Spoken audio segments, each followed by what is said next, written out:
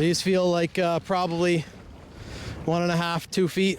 I don't know if it's coming through as well on the video, but these definitely feel bigger than out here than they did at the shore. Whee! Welcome back to Limestone Fishing.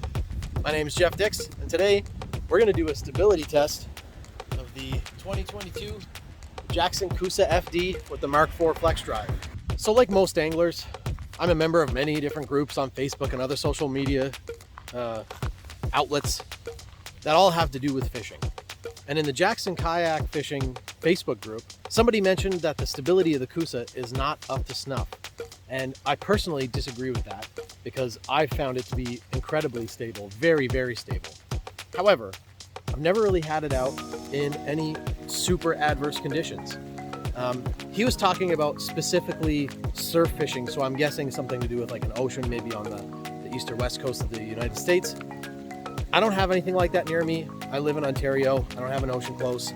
But what I do have is Lake Ontario. And I figured today would be a really good day to put some of that stuff to the test.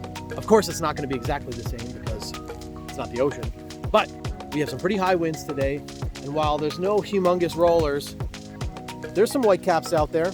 And I don't know if you guys can see off in the distance there, and all the windmills are rolling. I also saw a lot of windsurfers and sailboats out today, so if it's windy enough for windsurfers and sailboats and all the windmills to be rolling and doing their thing, it's windy enough for me to do a stability test in this kayak. For reference, right now we've got a south wind, which means it's coming from the south, and I'm on the north shore of Lake Ontario. Out that way, you can't see it from here, but out not too far from here is called the Gap, and that is the gap between Amherst Island and Prince Edward County. And that gap, there's nothing beyond that gap. It's just all Lake Ontario. So there's lots of space for the wind to build up and really blow up the waves and all that stuff up into here. So we've got sustained winds of about 30 kilometers an hour and gusts of about 40 kilometers an hour. Those conditions would keep me off of any body of water in my old paddle kayaks and would keep me off of most bodies of water, including Lake Ontario, in my big 16.5-foot boat. So I'm gonna take my kayak out and test the stability of this Coosa FD. Let's see how it goes.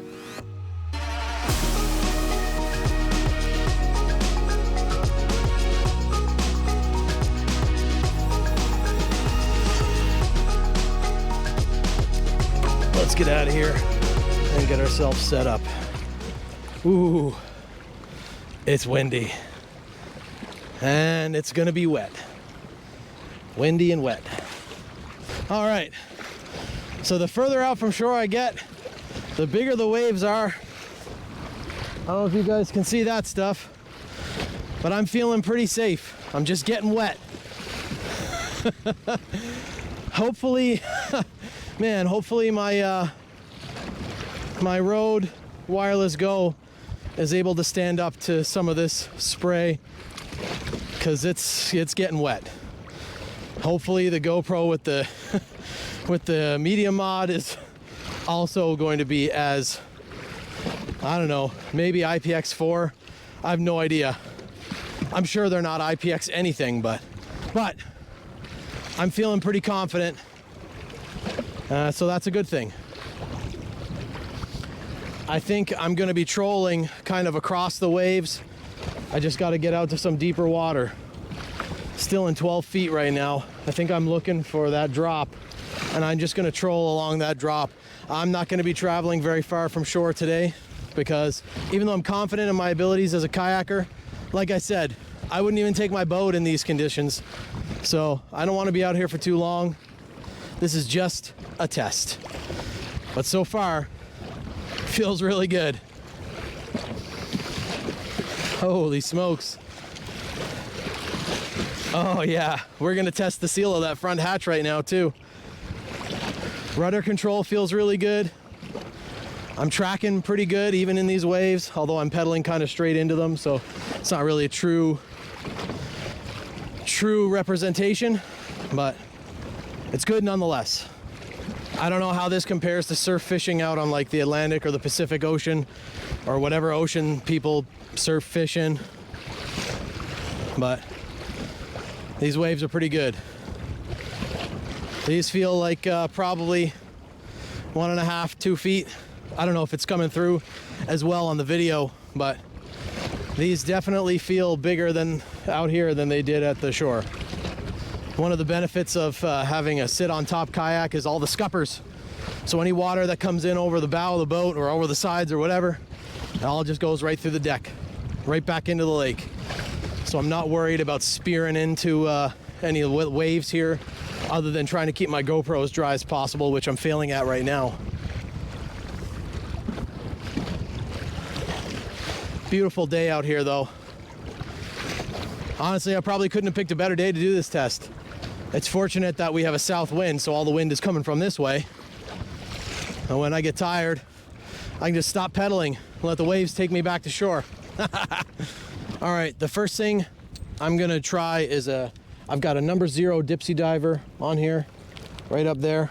I've got it set to setting number 3. I've got my line here ran to some little gang troll, and then I just got a little Mepps Cyclops number 3 gold spoon on the end here. I so far have not had any success catching fish with dipsy divers, but hopefully, maybe today is gonna be the day that changes. We'll see. I know I have 2 rods. I'm on Lake Ontario, so technically I'm allowed to troll with 2 rods, but I think just for the sake of ease, I don't want to overcomplicate my task right now of testing the stability of this kayak. I'm gonna keep it to 1 rod. I don't know how I would be able to manage 2 rods very well, so we're just gonna keep it to 1. Trying to get my kayak to go straight that way is a bit difficult because I'm getting broadsided by all these waves. So I'm actually kind of going diagonally away from shore, but that's all right. If I really needed to, I could do a couple of power strokes with my pedals and it'll right me in the way I want to go. Oh, I think I'm getting hits. I was feeling a few little taps there. I'm not sure if I was dragging bottom or if I got a fish on here. See if I feel one more little hit. If I do, I'm gonna reel it in. Doesn't really feel any heavier, but it's hard to tell with the dipsy. I felt some taps. Let's do it.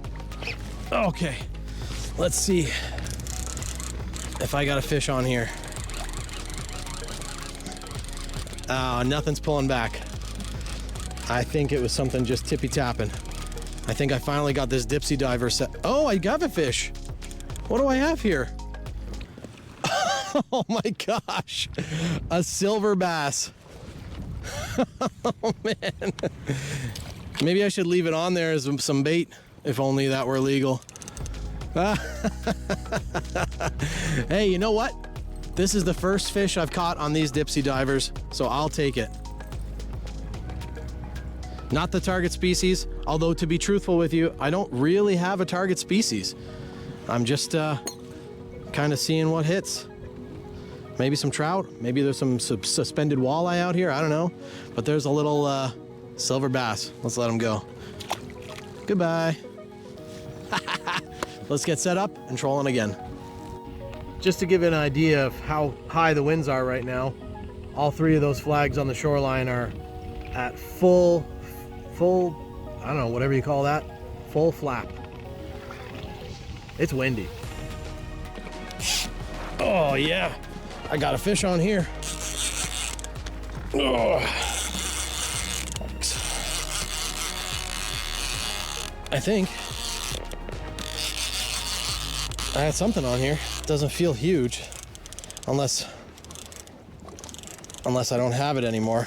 I can't tell if I'm fighting a fish or my dipsy diver didn't click out. I think I'm still fighting the dipsy diver. Hard to tell. Oh no, I think I still got a fish on here. Come on up. What is it? What have I got here? Oh my gosh, another silver bass. Oh man, these little guys. Look at this guy. Holy cripes. Get out of here. Look at this, right in the snoot. That's a pretty decent sized one too. All right, buddy. Don't stab me. I know this sucks, but just chill. Just chill. I'll get you out. Look at that. Let me in here for just a moment. this little guy really did the job. Go back home. Holy smokes. And my line counter wasn't counting all the line. Also, my dipsy diver didn't disengage, which is why it felt so weird. What is going on here? These dipsy divers. I've had problems with these ever since I got them. But maybe I just didn't tighten up my drag enough to yank it. Maybe I gotta thumb the spool, you know? I feel like the fish that I want to be targeting are gonna be near the bottom anyways. Lake trout and I don't know. Or not. I have no idea. I really don't know. Totally winging this. The truth is, I have no idea what I'm doing. You can watch as many YouTube videos as you want, which I have, about trolling with dipsy divers, but until you get out and start doing it and start practicing it, you'll never know what the heck you're doing. Okay, so I stayed out here way longer than I intended to because I was just actually having a lot of fun. And eventually the wind really died down and Lake Ontario just turned to glass. So I stayed out, I did some jigging, I didn't catch anything. I did some more trolling, also didn't catch anything. But that's okay. The whole point of today was to prove that the Coosa FD is an incredibly stable platform, especially in some high winds, high waves, which normally would have scared the crap out of me if I was in any other platform or even my big boat, like I mentioned. And there's one thing I want to show you guys. I mentioned in the Coosa FD walkthrough that I did about the drainage around the front hatch. I just want to show you guys something. Hopefully you guys saw how much water was coming up over the bow. I just want to show you the inside of this hatch is bone dry. Not a drop of water made its way into the hatch. And let's just see here, see if I can get my light proper. There's a tiny bit of water inside the hull, but this hatch here is bone dry. So while it's not technically dry storage, it's pretty darn good. If you're on the fence about whether you wanted to buy a Coosa FD for surf fishing or even fishing on big water in questionable conditions, the Coosa does the job. I know that from firsthand experience now, and I couldn't be happier. Because what this means is that no longer do I have to not go because the winds are too high or the waves are too bad, because I know that this boat can take it. Obviously, it depends on the type of fishing you're doing. It's going to be difficult to cast anything in like 30 to 40 km/h winds, but if the goal is trolling, you can do that in this boat, no problem. Please consider liking this video and subscribing to my channel. Until next time, catch you guys later.